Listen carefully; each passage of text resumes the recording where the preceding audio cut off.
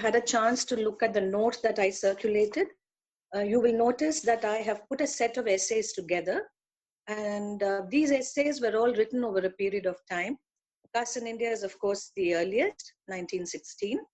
And the last essay in this section, which is The Rise and Fall of Hindu Women, was written in 1950. And the other essays, Riddles in Hinduism, 2 essays from there. And a very important section from Ambedkar's unpublished work, Revolution and Counter-Revolution in Ancient India, The Triumph of Brahmanism.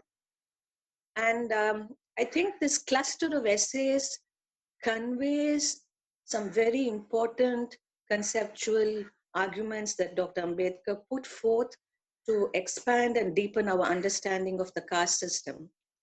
And you will notice that he wrote these over a period of almost 40 years, 35 to 40 years. And by putting them together, I want us to notice a few things about Dr. Ambedkar's manner of thinking and his approach to questions of the past and present. And of course, the very rich and important theoretical arguments that he marshals together to help us grasp the caste system, so to speak. Now, on the one hand, this might seem very odd. I mean, we all live in a caste society. And as Mr. Kankaraj just told us, we all know how caste works. So why would we need to grasp it? I think Dr. Ambedkar meant us to grasp it analytically, critically. And the reason was, of course, that he was committed, as we all know, to the annihilation of caste and untouchability. And any such project which seeks to criticize and end something requires us to grasp it. And this is what Dr. Ambedkar wants us to do. And he imagined a very important role for thought, for thinking, for reason in this process. So I urge you all, if you have the time, to read at least one of the essays that are part of these clusters before each of these classes, so that you get a flavor of Dr. Ambedkar's writings, his style of argument. And of course, many of you might already have read him, so this is not meant for those who already read him. So let me get to this cluster of essays. So what do I want to do with them? As you've noticed, this section is titled Caste, a New Vocabulary. And I think this set of essays introduces us to a very important critical take on the caste system, and one which is so central to it that we take it for granted. Mr. Kankaraj pointed to the Swayamvaras in the United States, that even after you leave your country, caste follows you, and it follows you most of all into your household, into the most intimate parts of your life, which has to do with affection, love, conjugality, marriage, childbirth, and so on. So Dr. Ambedkar addresses exactly this aspect of caste in these set of essays. And I want to sort of take you through the manner in which he works with this idea. And let's start looking at the ideas that are there in all these essays. And before that, I want to draw attention to Dr. Ambedkar's method, his methodological approach. So you will see that, and I think I spoke about this in my last lecture as well, that he is extremely consistent in his building of systems of thought. And by that, what do I mean? Consistency is not to be confused with dogmatism. He is concerned about a set of ideas. He builds these ideas over a period of time. He returns to them from time to time to refine them, to modify them, to take into account changes that are happening on the ground, so to speak, transformations of historical conditions. But he also makes it very clear that to talk of caste is not to talk of something that's either in the past or in the present, but something which has endured. Now, what does that mean? That doesn't mean that caste has always existed. Because usually when we speak of caste, we say this has existed for 3,000 years, or this has existed for 5,000 years, or we give it a very large number. But Dr. Ambedkar is not concerned so much with the longevity of caste, but he wants us to see that it is something that has existed for a very long time, but it is also something that's very much part of the here and now of our present. So methodologically, what he wants us to see is that we are looking at something, and he uses the word fossil to understand it, and we all know what a fossil is. And in this essay, he refers to customs and habits as fossils. But fossils, as we know, are not just inert objects. They hold within them the secret of their own history. So in that sense, for Ambedkar, contemporary caste experiences hold the secret of their own pasts. But you cannot understand them outside of these contemporary experiences. So you will see him moving from, say, a newspaper article on a caste atrocity to a statement from the Manusmriti. Now, he doesn't mean to connect these two things directly. What he wants us to understand is what you see today has to be grasped in the present moment, as well as in the terms of what historians call the long view of history, the long durée of history, so to speak. So you see that method here, because I start with an essay which was written when he was a student, which was read at a student seminar at Columbia University, and I end with an essay which was written at the peak of his intellectual and political maturity. But you will see that these concerns run like a thread across these years, but they don't run in exactly the same way, and their coloring is not quite the same. So this set of essays sort of demonstrate how we might read Ambedkar and how he himself valued and renewed his intellectual commitment. So that's the first point I wish to make. The second thing is, when he presented his essay in Columbia at a student seminar in 1916, we must remember he was talking to a group of fellow students and teachers, all of whom had been part of perhaps one or the other of the courses he had attended. And Ambedkar took courses in anthropology and ethnology, studying under some of the most important figures of his time, including Goldenweiser, who was a student of the great anthropologist Franz Boas. And Boas, as you know, was one of the very early anthropologists to take a non-racialist perspective to other cultures. So Ambedkar sort of works within that paradigm that you cannot explain differences that exist between cultures to the question of race. Race is not a sufficient explanation to understand the differences between cultures. And he does something which is very unusual in the Indian context of his time. If you recall, I spoke of how Vayotitas and Phule basically spoke of caste in terms of racial differences. Now, Ambedkar completely puts by those kinds of arguments. He does not think that race is a category that you can use productively to understand the caste system. He also goes through various other arguments to do with caste in this essay. And then he comes up with his own argument. So we have to remember that he was also speaking in context where the other ideas to do with race and possibly caste were being argued about. And here I want us to also keep in mind that in the United States, where race was a very important matter of political, social, and economic concern, race was also being sort of understood in terms of caste, so to speak. In fact, one of the earliest references to caste in the United States goes back to the 19th century, when an American preacher uses the word caste to try and grasp the nature of racial differences. And American sociologists constantly reference caste. Du Bois himself uses the term caste, and the very important American leftist sociologist, Oliver Cox, references caste and race and class all together. So we are in a very interesting moment in time in 1916 when Ambedkar presented this essay. Now, how does Ambedkar start discussing caste? What I want us to notice here is a demonstration of his method, that when he wants to talk about something that's both present and past, Ambedkar locates his argument in present day concerns. And he does this in two ways. He looks at contemporary scholarship, by which I mean scholarship that sort of begins from, say, the last quarter of the 19th century, sometimes a little earlier. He also looks at contemporary events. And what are these events that he looks at? So if you or I or anyone else wishes to talk about caste today, we would, of course, immediately look at what is called an atrocity. Or we would look up matters to do with, say, reservation or what is called positive discrimination. Or we would look at electoral politics where people tell us caste plays an important role.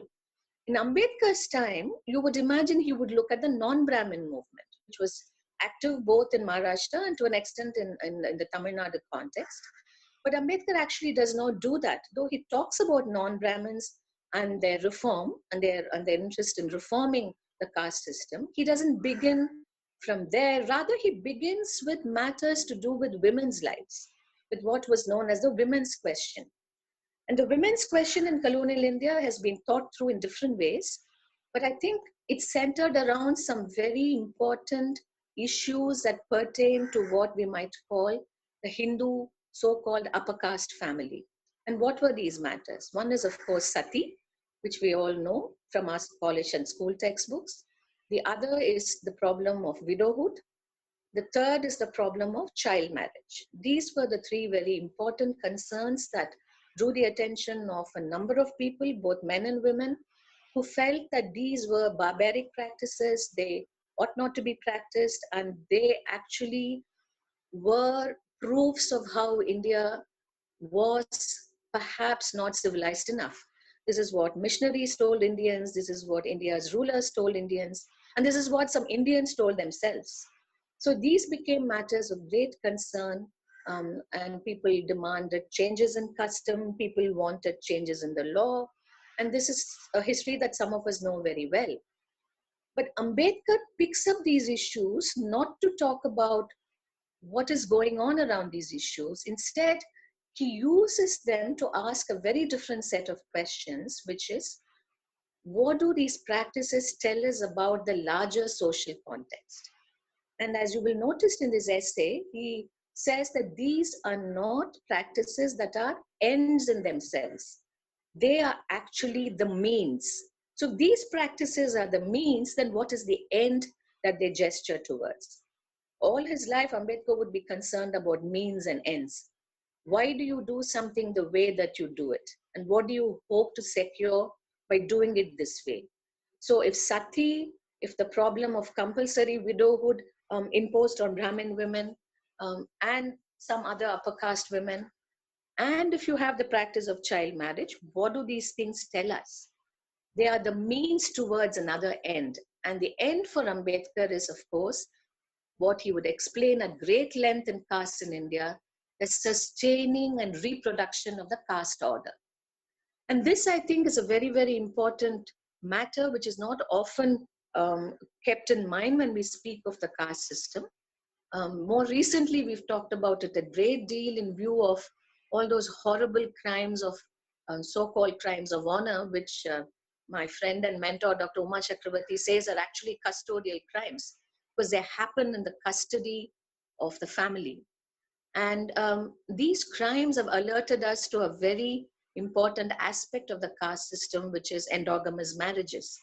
That marriages within the caste system are what are tolerated, considered normal, though the law does not say that you cannot marry outside your caste, but custom says this, habit says this, public opinion thinks this is the only way to marry. So we have noticed how marriages conducted along caste line, across caste lines, particularly where one of the spouses is a Dalit, has invited a great deal of violence, often murder, especially of the Dalit spouse, whether it's female or male, largely if it is male. So this has alerted us to the whole problem of what we call endogamous marriages. Now for Ambedkar, that becomes the most important aspect of the caste system. How does he sort of come to that point of view? So he does this, of course, at one level it's common sense, and Ambedkar probably knew it like many of us do today, but he's not happy to rest with common sense. He wants us to understand how this works. So he takes you through a review of the literature on caste, and I'm not going to go into that review, except to show that what is Ambedkar doing with this review? Basically, he says, all these people who talk of caste, and he mentions European and English scholars, and he says that they are providing you with descriptions of the caste system, but they are confusing what happens within the caste order with how the caste system functions. So they're not giving you the logic of the caste system. They're just giving you a description of it. And here we can also ask ourselves, what is the stake that a person can possibly have in trying to understand the caste system? you could be an anthropologist, you could be an administrator who wants to know about the different castes in your taluk or in your zilla or in your Mavatam.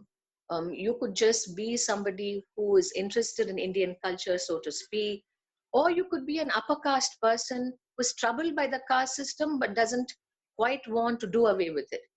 And these were actually the reasons why people were interested in the caste system in the late colonial period.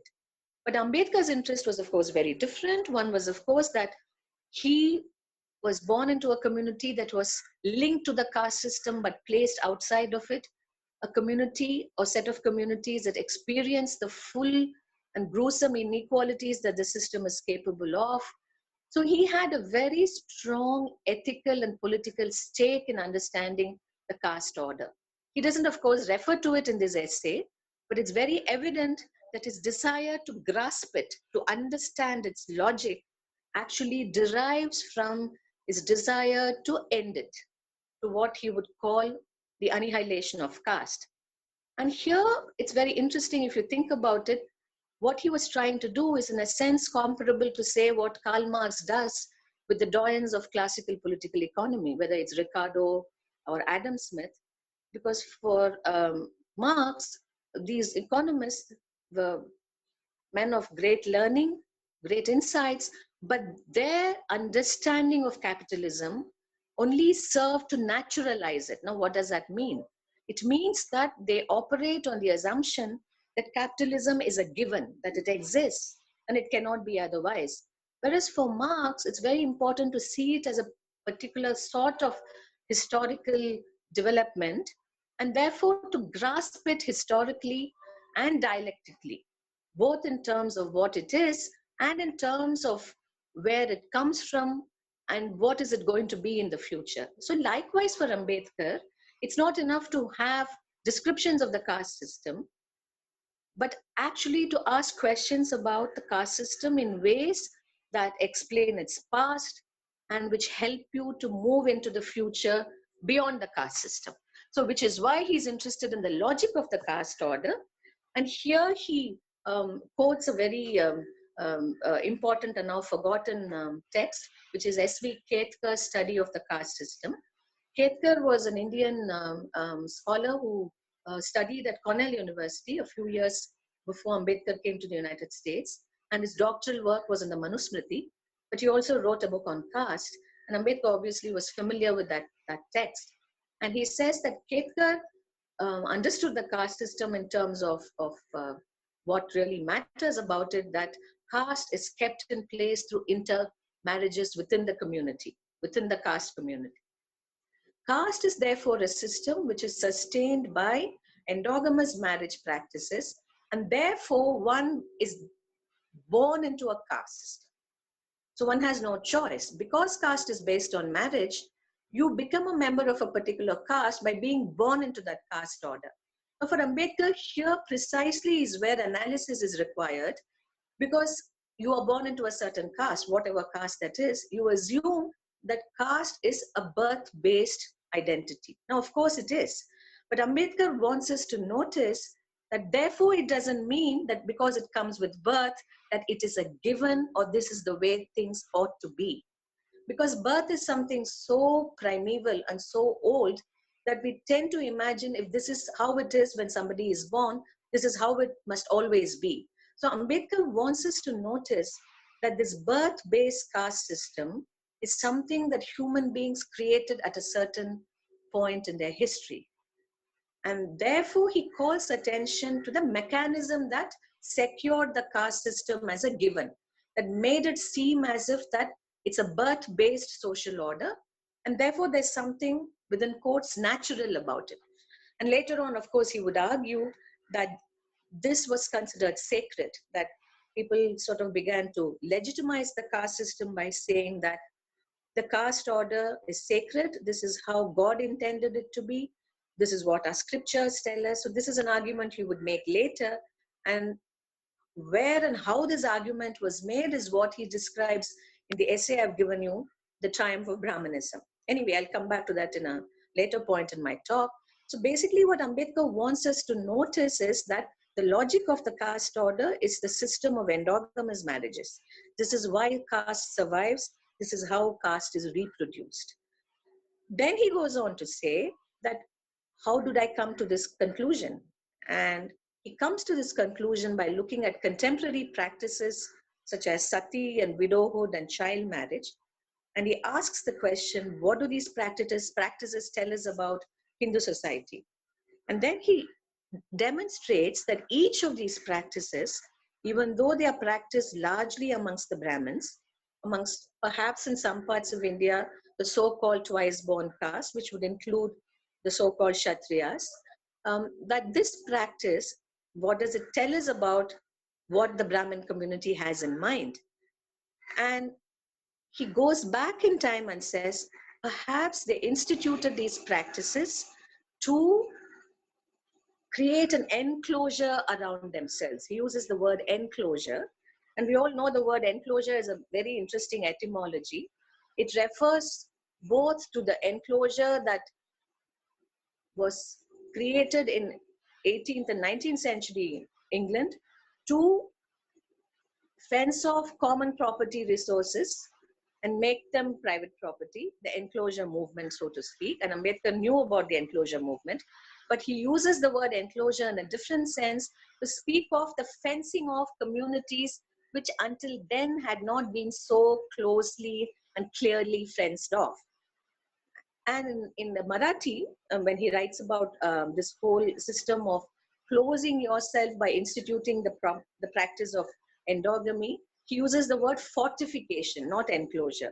So he says people created fortifications, which meant that they considered enclosing themselves as a way of protection and therefore aggression. Because any fortification is both giving out the signal of don't come near me, but also if you do, I will fight back. So caste as a system of enclosure is what he wants us to understand. Then he uses another word, class is something that becomes caste when it is enclosed.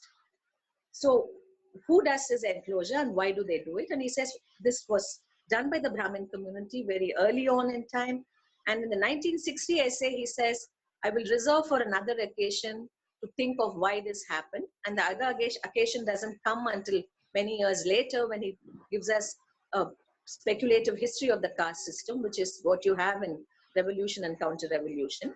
But at this point, he speaks of the Brahmin community enclosing itself and then instituting practices that would preserve this enclosure. Now, what were these practices? Why would they have these practices? And then he gives you this argument about, if I decide that in my community, men and women should only marry amongst each other and not look for spouses outside, then this works only if there is a parity of numbers. So there must be a sort of proper ratio of men and women of marriageable age. Otherwise, you will always have what Ambedkar calls surplus men and surplus women. And then how do you deal with the problem of surplus men and surplus women? And then he says, this was perhaps why customs like sati and child marriage were sort of, and widowhood were created. Because if you have more women, and it's possible that you have more women at some point in time, given that communities were engaged in conflicts and tussles and men tended to die more in such a situation. So if you have more women, then what do you do with surplus women? One is that you make sure that the parity is kept up by making sure these women do not marry outside the caste system, outside the caste in which they are enclosed. So how do you ensure that? One is you control their sexuality. And the second thing is if they transgress, you punish them or you prevent transgression. So therefore, he speculates that Brahmins instituted the custom of sati, Brahmins instituted the custom of widowhood to deal with the problem of surplus women. Now for men, he says, no such regulatory punitive practice was necessary because men gave the laws. And he says men made these laws. So they made laws in their own favor, which meant that men were given other options. A surplus man was allowed to become an ascetic, undertake sannyasa, or he was given the option of marrying younger women, even children. So this is the argument that he puts forth now. Sociologists have disagreed with them. Historians said maybe it didn't happen that way. But I think what's important for us to understand is that a caste guards itself, creates an enclosure around itself through regulating and controlling the sexuality of women and constraining and regulating the sexuality of men in very different ways. And so, if we need to sort of work with Ambedkar's argument in the present, we might have to ask questions which are based on the logic of what he said rather than on the details of what he said. So, the question would be, what are the practices of regulation today? What is causing most anxiety when it comes to people transgressing endogamy? And how do we deal with this anxiety today? So that's the sort of question we ought to ask rather than say that this doesn't exist today, so how is Ambedkar right? But the point is, Ambedkar wants us also to notice the larger issue because, as he says, these are the means to create endogamy. But those means might change with time, but the logic is still the same, which is the logic of sexual control of women and certain constraints placed on men, but they're not the same. And the challenge for us as feminists, as those who are invested in looking at the gendered nature of the caste system, is to ask what today constrains, regulates, and controls sexuality. So that's one part of what Ambedkar wants us to notice. The second part is, of course, what does this enclosure do to the rest of society? And here Ambedkar comes forward with a very fascinating argument. He says that if the Brahmins started all this, how come that everybody else also follows it today? And then he says, I don't want to sort of go with those who think that this is something that was imposed on the rest of society. This is something that Manu, whoever he was, achieved on his own, or the Brahmins as a community achieved on their own. No such thing is possible. It's very unlikely that entire groups of people agreed to something just because somebody asked them to. There must have been resistance. People wouldn't have agreed. So he then suggests that perhaps one reason why this became available to everybody as a way of regulating and enclosing their own identities is because they sought to imitate the Brahmins. Now, why would anybody do that? And Ambedkar here has recourse to sociological arguments put forth by the French sociologist Gabriel Tarde. But more importantly, at this stage, when he was still a student, Ambedkar also draws on studies in social psychology. And he was a great student of social psychology. And he sort of suggests that imitation is a kind of psychosocial impulse. And he quotes Walter Bagehot, the English liberal, to affirm his argument. So basically, he says there's a tendency in human beings to imitate those who are most powerful. Later on, of course, he will not stick with his argument. He would go on to show, both in riddles in Hinduism and in the triumph of Brahminism, that what other communities sought to do following the Brahmins was also something that they were forced to do, not because somebody held a stick over their heads, but the costs of not doing it were very profound. So he sort of moves into another argument later on, but in this text, in Caste in India, basically he says that it's imitation. And those who perhaps did this very intensively were those who were closest and next to the Brahmins in the social hierarchy, which is the Kshatriyas. And perhaps the Shudras and Vaishyas followed this logic. And here he calls attention to the fact that the Shudras and Vaishyas broadly may be called the castes that were engaged in productive social work, productive social labor. And today, they have sort of diversified into many heterogeneous communities. But in those communities, you will notice that the kinds of enclosure that the Brahmins practice, using sati and widowhood and child marriage, they are less intense than they are there in, say, in the other twice born or Dvija communities. So basically, he's saying imitation works very intensively for those that are closest to the Brahmins. It works less intensively when you come to the other communities. And this is interesting because, as we all know, even a few generations ago, as Dr. Vasanthi Devi, who is the chairperson, used to be the chairperson of the Tamil Nadu Women's Rights Commission, has always pointed out, the practices that existed amongst the so-called Bahujan Dalit communities in Tamil Nadu, even say 3 generations ago, were utterly different from the practices that existed amongst the upper caste when it came to things like widow remarriage. widows remarrying was such a common practice across communities. And also, women had the choice to end marriages that they did not feel happy with. And this is something Ambedkar would refer to in the Constituent Assembly debates when he speaks of the need to have the right to divorce. And at that point, he would argue that I am not saying anything new. This is the default practice in 90% of India's communities. So clearly, Ambedkar also is pointing to something that is sociologically valid to a large extent. And if those practices don't exist today, it is because communities which want to be upwardly mobile within the caste system seek to imitate the upper caste. One might debate this, but this is something that Ambedkar wants us to notice. So this is the argument he sets forth in Caste in India. But then later on, he returns to this argument in the 1940s and includes parts of this essay in his very important text, Revolution and Counter-Revolution in Ancient India. So what's he doing, therefore, later on in his life? And we will see in the rest of my lectures that Ambedkar's understanding of caste was refined and super refined as he went along, in keeping with the particular context in which he sought to address caste. And largely, these contexts were political contexts where he tried to sort of explain caste to the world, so to speak, as a system of profound inequality and a system which actually compromised the various individuals who make up the caste system.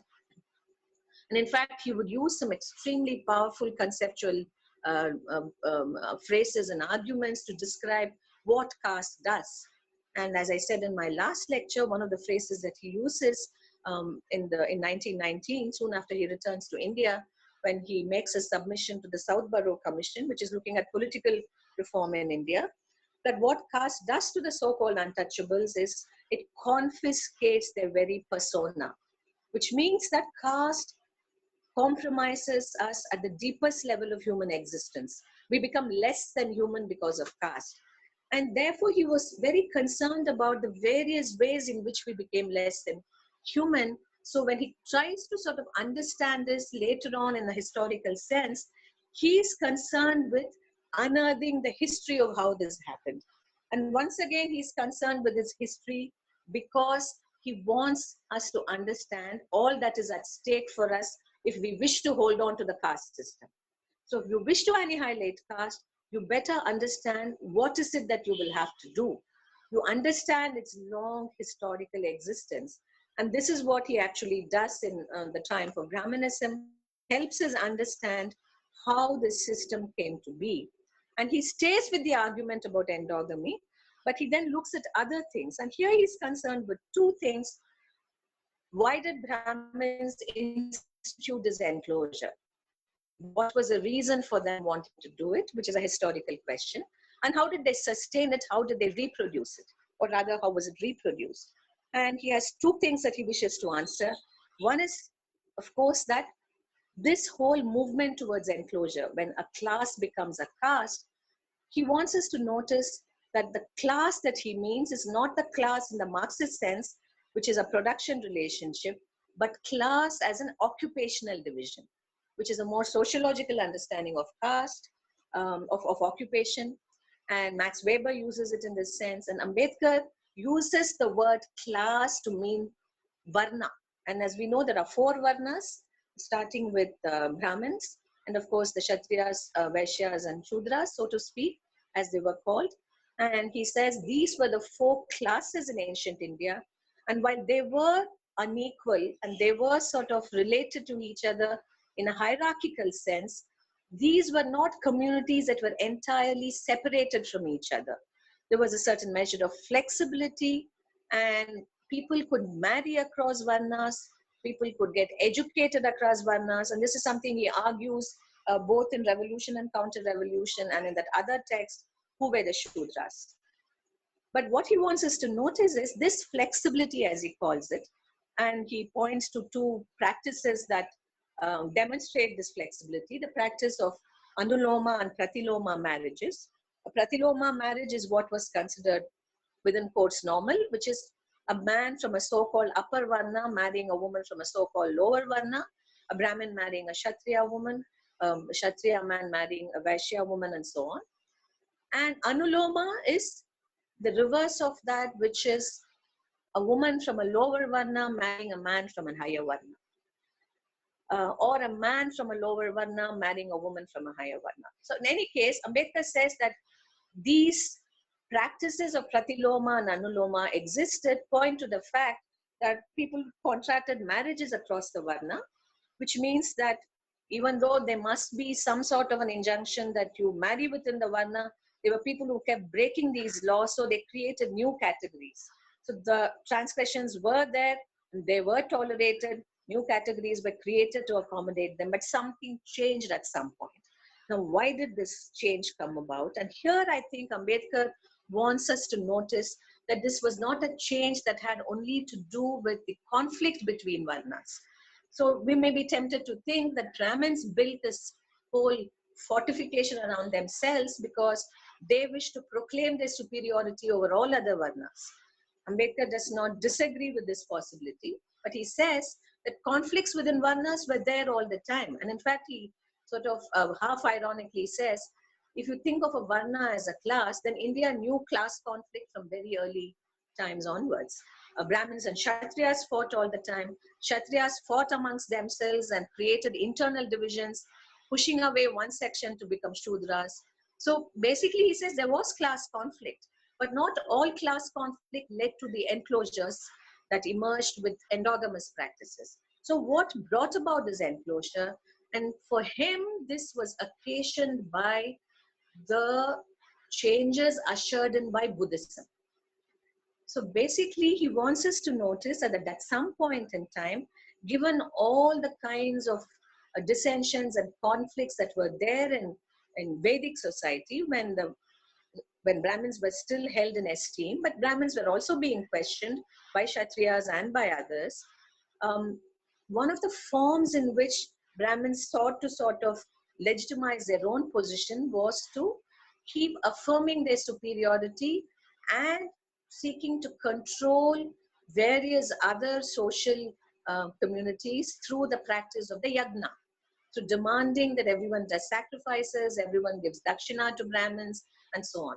So this Ambedkar considers a degenerate form of Brahminical religiosity. And at this point in time, of course, you also have many people questioning Brahmins. And one of the most profound interrogations of Brahminism was, of course, that emerged from within the Shramana traditions, the Jains, the Buddhists, the Ajivikas, and many others. But Ambedkar makes this very important point that just because they question Brahmins, it doesn't mean that they wanted to reform Brahminism. Now, why was Ambedkar saying that? Because the tendency in his own time amongst scholars, including Ketkar, or others who wrote about the Indian past like Tilak or Talang or many others, was to see the Shramana questioning of Brahminism as a form of reforming Brahminism, as a reformist sort of act. But for Ambedkar, the questioning of Brahminism that the Buddha initiated was actually a revolution. And that revolution, he argues, created also a new way of living, new forms of living, which granted dignity and autonomy to women, which created a system of thinking about society that allowed Shudras to claim parity with all others, which granted dignity to the so-called Chandalas, who were communities that were created out of mixed unions from amongst the Varnas. And the Buddha created what was what he calls a putative equality. Maybe that equality was not there in all spheres, but he created philosophical and ethical arguments to affirm equality. And therefore, Buddhism stood to be challenged later on by Brahmins who felt delegitimized by the Buddha, particularly because Buddhism also led to the creation of an entire new political system under Ashoka. And the challenge that Brahmins wished to sort of now confront was both a political challenge as well as a philosophical challenge. And that challenge at some point resulted in a counter-revolution, which is what took place at the end of the Mauryan period, when the Mauryan dynasty was boosted by Pushyamitra Sunga, who was a Brahmin general. And what Pushyamitra Sunga achieved politically, which was the destruction of a Buddhist polity, was then legitimized in law and in religion by Brahminical texts such as the Manusmriti and the Bhagavad Gita. This is an argument that Ambedkar makes in Revolution and Counter-Revolution. So basically what he wants us to notice is that the practice of endogamy, which is very central to the sustaining of caste, is legitimized in the name of a Brahminical counter-revolution. So for feminists who are concerned about sexual regulation and the control of sexuality, the question of sexual rights, sexual freedom, women's autonomy, women's freedom cannot be answered only in terms of opening up the choices that women have, but also in questioning the caste order itself.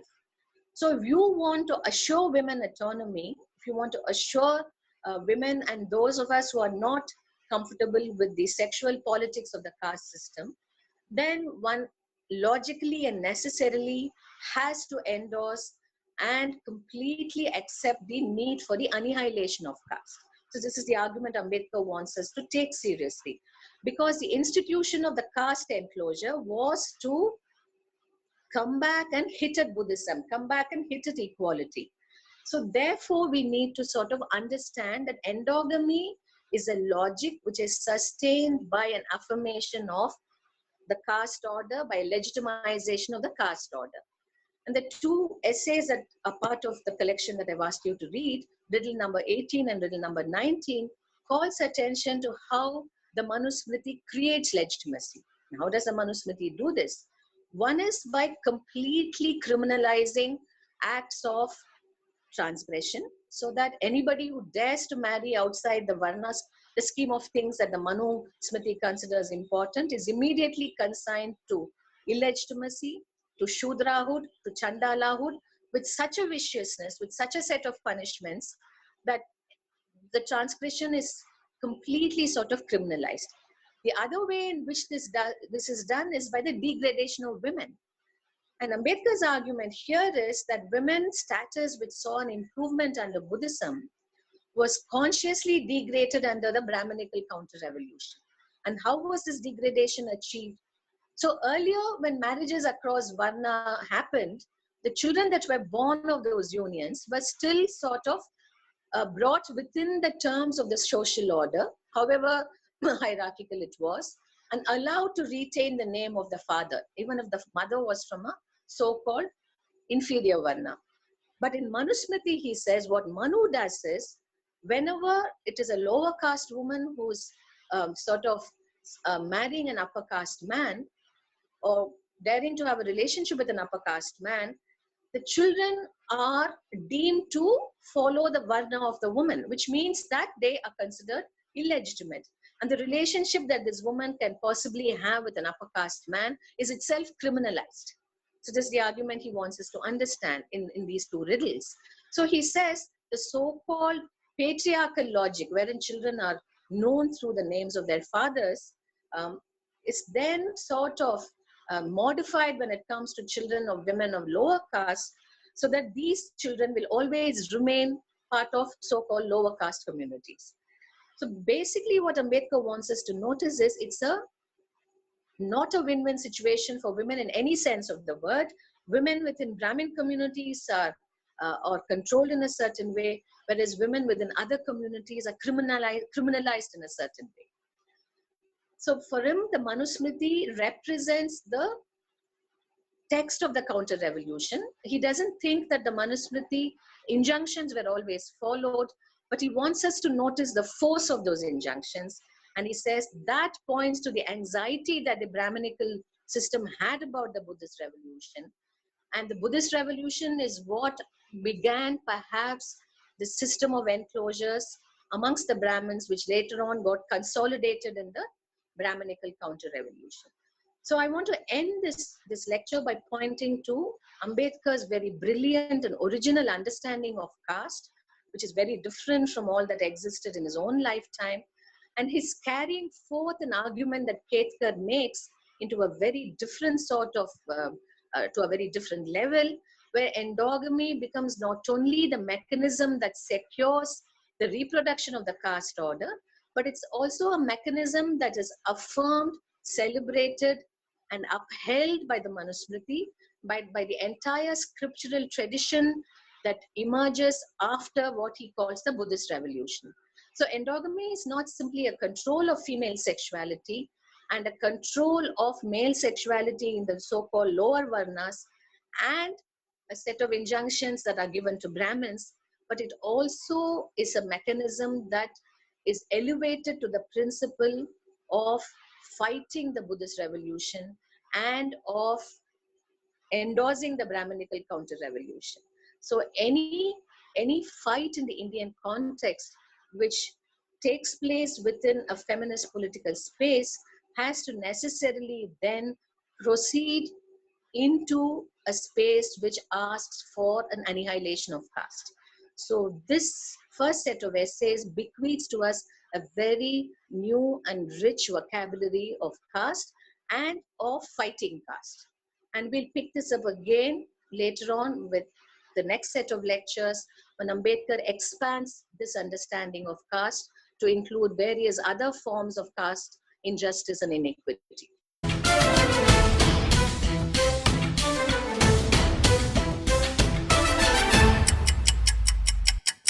Ma'am, thanks for your time. So I have a question. Is intercaste marriage is the only way to eradicate caste as per Ambedkar?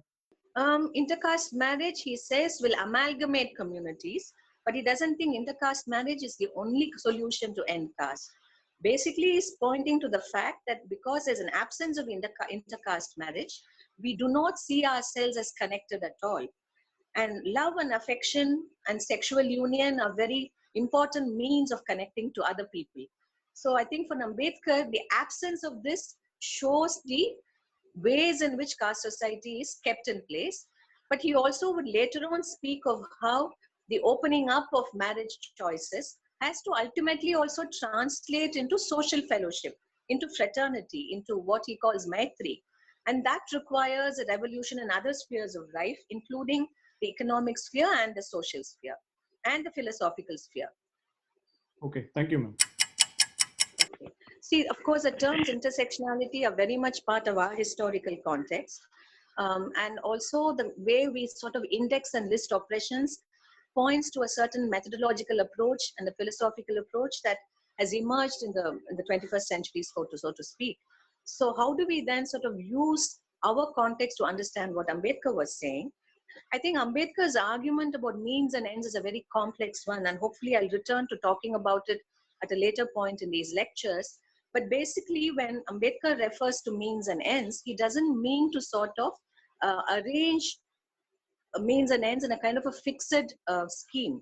So, say for example, a widow remarriage and widowhood and sati are the means to secure caste. It doesn't mean that's a fixed sort of equation. Because following John Dewey, by whom he was greatly influenced, Ambedkar understood the fact that what is a mean today might become an end in itself later on, which you might then have to rethink in the context where it has become an end. And what is an end today, say for example, the caste system is an end that must be secured, can itself become the means to perpetuate another sort of inequality. So the relationship between means and ends in Ambedkar's thought is a very complex and rich sort of argument. And in caste in India, he is using it in a Deweyan sense, but he's not exploring all its implications, which he will do later on. But even apart from the question of means and ends, as Ambedkar understands it, for us today, we are to see compulsory heterosexuality or the injunctions against certain sorts of gendered and sexualized identities, or the continuing oppressions within heterosexuality, which has to do with caste, which has to do with forced marriages and so on. I don't think we're making a case for hierarchy so much. What we're basically saying is, if these are practices that exist in a social order, then we need to ask questions about what are they symptoms of, or are they causes? How do we sort of connect them to each other and with an overall social and economic system? So the onus is on us to follow the logic of Ambedkar's argument and rebuild a system of of exploitation and oppression within which we might place these various constituent elements. So I don't think that there is anything within the way Ambedkar conceptualizes the totality, so to speak, which renders it inflexible. So the work that he wants us to do is something we need to do in different historical contexts, and he only points the way. Ma'am, I found it interesting that in caste in India, Ambedkar refers to India as being heterogeneous by ethnicity and homogeneous by culture. I find this very fascinating because usually they associate ethnicity with culture. How does he refer to it that we are ethnically heterogeneous but culturally homogeneous? How does he not problematize that? The reference to heterogeneity and homogeneity in caste in India has to be seen in two contexts. One is the context of race. Discussions around race and identity in Colombia and in anthropology and sociology of that time, especially the arguments that Goldenweiser and Boas put forth, have to do with the fact that they do not consider race as an index of culture at all. So when it comes to the United States, where you have a population that is so-called black and a population that's white, it's very evident that racial differences also map onto cultural differences in a certain way. Not to say of economic differences that separate the two races quite profoundly, at least in the early 20th century. So therefore, in a context where racial divisions, class divisions, and cultural divisions mapped onto each other, the question then for sociologists and anthropologists was to ask if one might impute racial origin to this difference. And both Boas and Goldenweiser said, no, you cannot. Race has very little to do with the way that black people in the United States, or Negroes as they were called, have been disenfranchised. It has very little to do with their existence as slaves. There's nothing automatic about their racial origins that has produced this. So the whole question of homogeneity and heterogeneity in the American context had to do with discussions about race, class, the so-called Negroes and the so-called white folks. Now, Ambedkar works with those arguments, and when he looks at India, he sees India as an amalgamated society of various ethnic and racial groups. So it makes no sense to map differences only along the axis of race, even when it comes to culture, because he feels we have melded, we have become part of a very composite whole. But when he calls it homogeneous, what does he mean? Does it mean that we've all assented to a common culture? But because he doesn't map ethnicity along race, when he talks of homogeneous culture, he doesn't mean singularity either. So what he means is that a certain logic has come to govern all our lives, which is the logic of caste, which is what he then continues to explore in that essay. So we may want to read this with a certain amount of, in a larger discursive context, which is the logic of what was happening and being argued out in the United States, but also pay close attention to the way he uses the words homogeneous and heterogeneous. So hopefully when you go back and read, you might be able to think through these terms in a different setup. That was a wonderful lecture. So my question has to do with what is Ambedkar's views on the situation of Adivasis? We will talk about it later on when we address this question in Annihilation of Caste and elsewhere. In this particular set of essays, the only reference to the so-called Adivasis, as we call them now, is in the riddles, where he speaks of how indigenous forest communities who had remained independent were dragged by Manu into the logic of the caste order and consigned to the status of Chandalas. So later on, when we come across Ambedkar's references to the Adivasis, we may want to sort of come back to the way he understands the forced incorporations of Adivasis within the Hindu social order, so to speak. So we'll come back to that later on. Hello, ma'am. Thank you for such an interactive session. So yeah, ma'am, my question is a very basic one. Like Ambedkar, he talks about the caste system and he initiates his talk by talking about the women's issue. So in seeing the contemporary times, so how can we initiate caste-based discussions in present scenario? As you know, that the work of Bahujan Dalit feminists has already sort of brought in the caste angle in a very sort of emphatic way. But also, if one were to sort of look at the history of women's movements in India in a broad sense, you will see that it has not it has always sort of had to engage with the caste question, whether it was organizing on the ground or dealing with the issues of, say, family violence or marital violence, or the sort of atrocities that were committed on Bahujan Dalit women, say, in a situation of state violence. The question of caste was never wished away.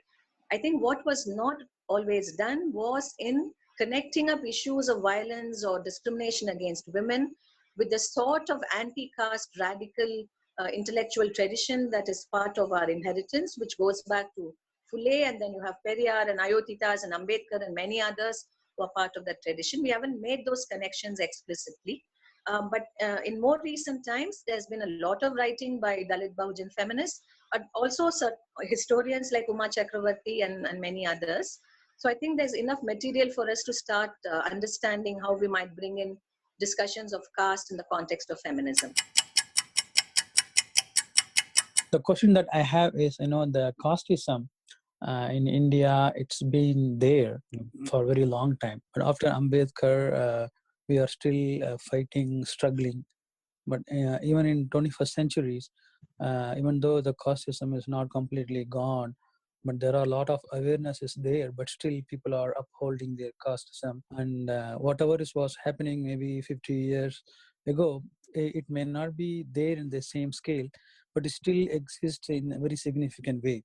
So my question is, do you have any hope that we will see one day there is no casteism in India? And but we have been fighting for it. But do you see any hope that but in the real hope that it's not just a hope for namesake, but do you see any progress, any hope that one day our next generation will be there without proclaiming the caste very out loudly?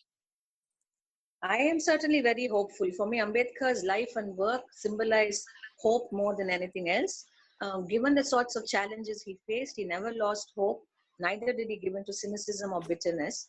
I also think that the emergence of a very strong Dalit Bahujan cultural, political sensibility over the last few decades has shown Indians living in India and elsewhere the promise of a different way of living and being.